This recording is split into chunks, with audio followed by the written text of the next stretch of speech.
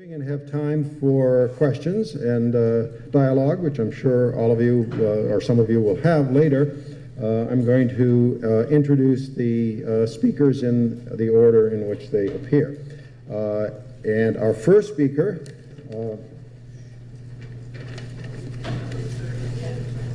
I need to make sure I get the title of the session right, which is Records of Resistance, Listening to the Anti-Vietnam War GI Movement through the Paredon record label.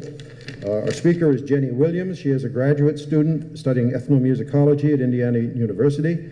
She earned her bachelor's degree in American Studies at the University of Maryland, Baltimore County, where she first began research on this label, the Paredon record label.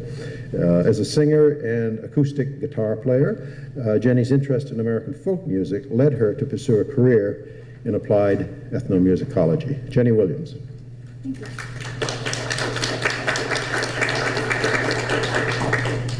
Hello, thank you for being here.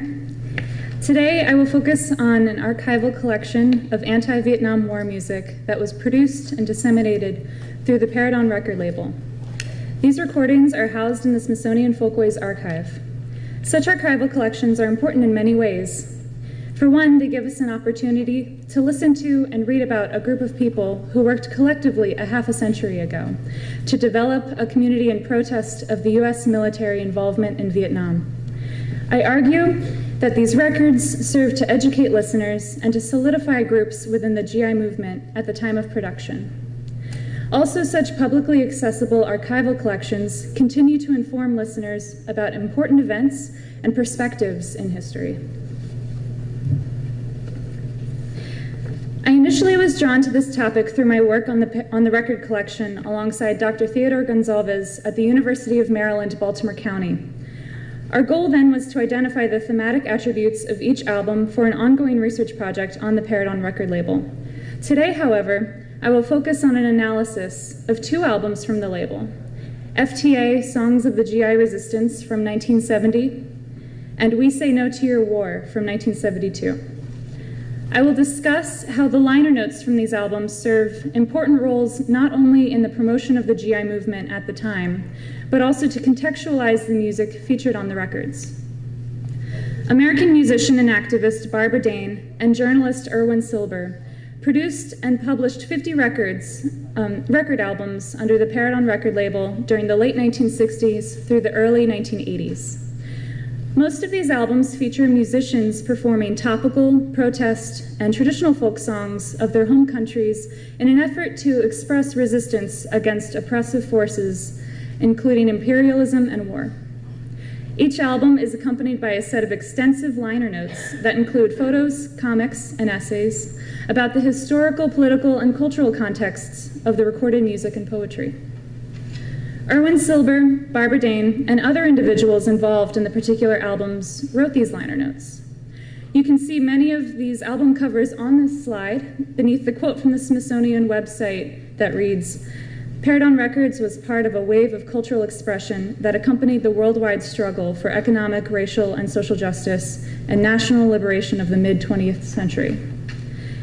In reaction to military mistreatment and resentment towards the war, the GI movement began in the mid-1960s and spread as demonstrations, acts of civil disobedience, and desertions from the armed forces multiplied. Barbara Dane states in the liner notes from FTA Songs of Resistance, "We aim to see America out of the hands of the military and back in the hands of the people by saying our say, singing our songs, marching our marches, and when all that fails, by any means necessary." The liner notes from the album explains how the movement became more organized with the development of GI coffeehouses. The first GI coffeehouse, established in 1968, was in Columbia, South Carolina, near Fort Jackson, and was called the UFO. It provided a space for where GI's voices could be heard and anti-war newspapers could be distributed. Within a year of the UFO opening, GI coffeehouses appeared at Fort Hood in Texas, Fort Lewis in Washington, Fort Knox, Kentucky, Fort Dix, New Jersey, Fort Ord, California, and Fort Carson, Colorado, just to name a few. Coffeehouse organizers faced intimidation, harassment, and shutdown orders from the FBI and military intelligence. The UFO near Fort Jackson was shut down by civilian authorities, fined $10,000 for being a public nuisance, and its organizers faced 6 years in prison. Silver cites an incident when at Fort Dix in New Jersey, a bomb was thrown into the coffee house, completely destroying the entrance area and injuring several GIs and civilians. Despite these threatening incidents, GIs continued working as a collective to provide legal assistance and to share their stories and common experiences through underground newspapers and performances at these coffee houses.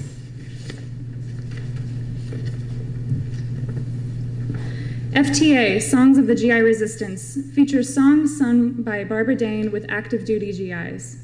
The track list from this album can be seen here on this slide. The album was released in 1970, shortly after the recordings were made at GI coffee houses from Fort Hood in Texas, Fort Benning in Georgia, and Fort Bragg in North Carolina. On the front cover of the liner notes, there is an image of the Paredon Record marketing logo and a photograph of Barbara Dane singing and playing a hand drum at the stage of a GI coffee house at Fort Hood. Protest and solidarity signs hang in the background of this photo. Along with the lyrics provided, Dane wrote short interpretations of each of the songs. A textual analysis shows that these brief introductions consist of personal memories, moments of inspiration, references to familiar tunes, and historical or educational connections to the songs.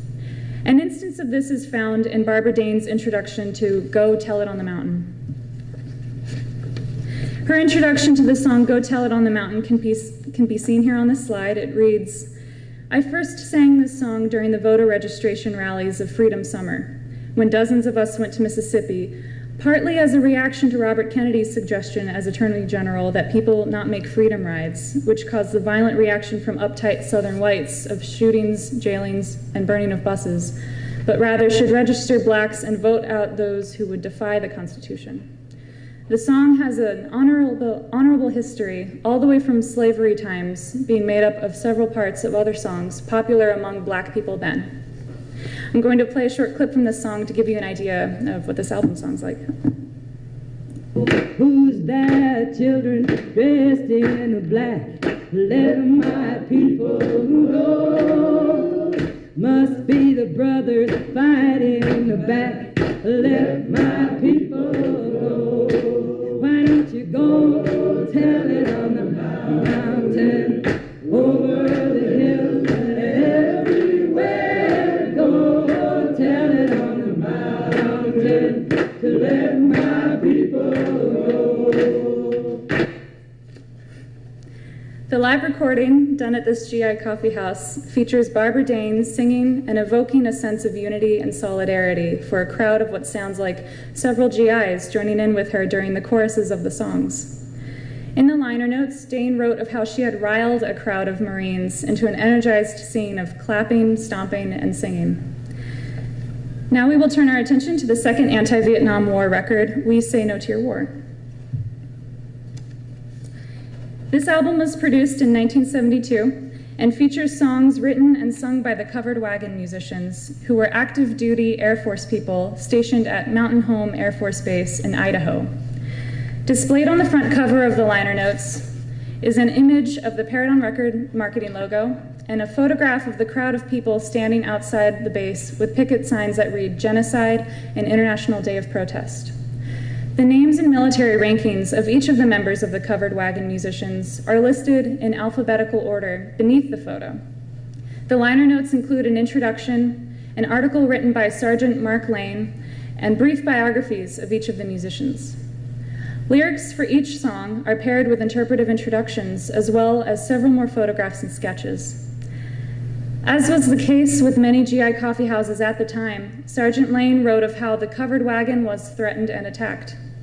Arsonists destroyed the Mountain Home Theater, where their first coffee house had been established. However, the Covered Wagon persisted and united into a powerful organization.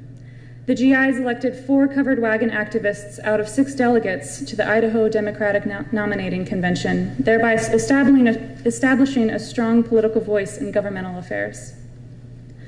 Sergeant Lane wrote in the liner notes, "It is a story of men and women who have, by working with others, liberated themselves from the diseases of war, hatred, ignorance, racism, and injustice. diseases that abound in epidemic proportions in our acquisitive society. The Covered Wagon attributed the success of their organization to three main factors. General Democratic membership meetings, where different GIs each week facilitated the group, the collectively produced GI newspaper called Helping Hand, and the Covered Wagon's counseling service that informed hundreds of GIs of their legal rights. Draftees and recruited soldiers were often young and easily manipulated by the attraction of the military. These liner notes detail the possibilities of GI resistance and conscientious objector status. The Mountain Home Air Force Base made great strides in receiving honorable discharges from the military. This was significant for the GI movement, demonstrating its ability to organize and to find the resources needed to effectively resist the military in various capacities. On this slide, you can see the track listing for We Say No to Your War. The songs on this album seem to contain more figurative language and collective poetic expressions written by the GI musicians of the Covered Wagon, grappling with the contradictory emotions of wartime experiences.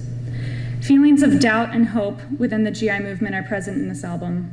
Also present is the guilt of being young and ignorant when GIs participated in the genocidal war in which so many young Americans took part before they had the possibility of understanding it, as the liner notes say.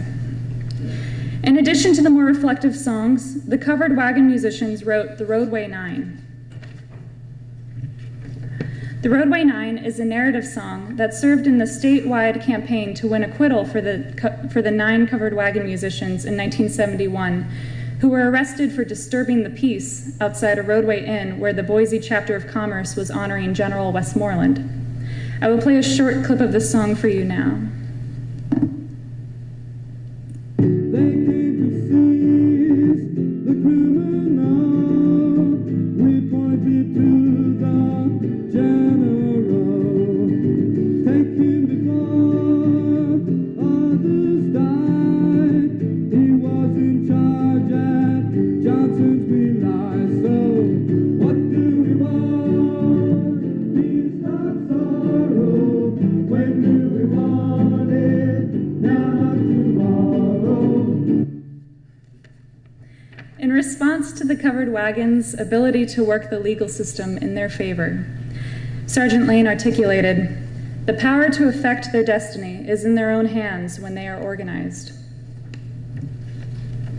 Record labels like Paredon Records can serve as vehicles for education rather than for commercial productions. In an effort to expand their reach, Barbara Dane insists to use this technology for greater educational purposes when she states in the liner notes of the FTA album, "We must put the man's technology to work on behalf of the people's struggles." Moses Ash, the founder of the Smithsonian Folkways Archive, where these records are housed, promoted music albums as accessible educational resources for the public. A scholar of American music and Vietnam War, David James, explains that the folk song music in the 1960s mounted an opposition not only to the war, but also to capitalistic music. He asserted that the scope and possibilities of these musical practices, not organized around commodity records, may be limbed by the reference to the accomplishments of Barbara Dane. According to James, these types of records were made to preserve musical activities and be made publicly available rather than to valorize invested capital. Barbara Dane and Erwin Silver understood and stated in 1970, "The movement, in an organized sense, is still relatively small. There may be no more than 10 or 20,000 GIs who, to one degree or another, actively participate in anti-war activities. Nevertheless, the songs recorded on Paredon Records reflect an attempt to unify GIs and to educate the public. Today, because of digital archival services, recordings from the Paredon record label are easily accessible and provide critical information about a socially divided period in U.S. history." So, thank you.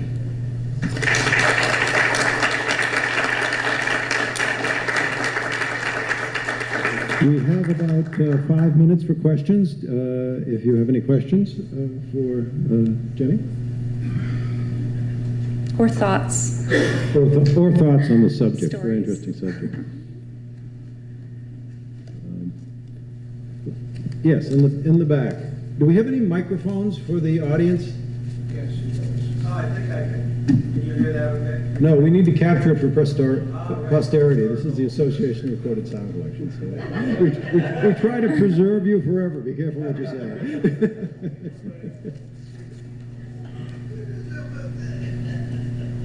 There you go.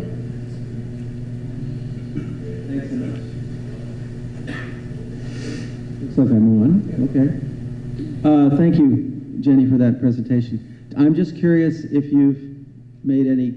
I came in after you began, so you may have said this, but have you made contact with any of the people from these, either the two people that you featured or others from those groups in your research? Personally, I haven't, but at the beginning of my speech, I said that I used to work with my professor from the University of Maryland, Baltimore County. His name is Dr. Theodore Gonzalez, and he's producing a book on this record label. So he has just had conversations with Barbara Dane before. She's still around making music, as far as I know. Just to follow up on that, I'm sure you know this, but Erwin Silver is not still. Microphone, please. Right. Very bad form. Oh, God. Is it working, though? Yes. Just to say that, as you probably know, Erwin Silver passed away a few years ago. Right. Yes. Why don't you put this at the front and people can just come up to the mic? For the line. Is retired Sergeant Mark Lane rushed to judgment, Mark Lane? Can you repeat that? I'm sorry. It is the retired Sergeant Mark Lane, who wrote the liner notes, rushed to judgment, Mark Lane, who wrote the Kennedy book about the Warren Commission? Oh, is he? I don't know. That's what he's asking, that's the question. I don't know the answer to that question. Could look that up. Other questions? If not, think about it. We hopefully will have a little bit of time at the end to ask additional questions. Thank you. Thank you.